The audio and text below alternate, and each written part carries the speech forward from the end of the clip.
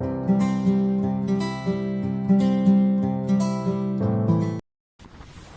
friends, welcome back to Mr. RCSekhar World's Weather channel.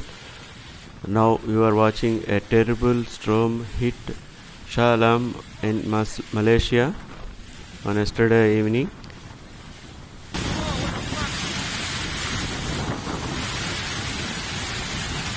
Okay, we got the street down.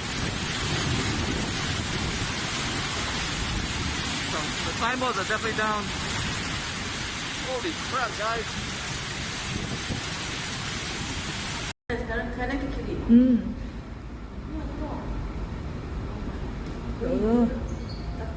Look at this very strong winds swept so many items. This has happened on 27th January 2022. Bahaya kita tak boleh keluar lagi ni.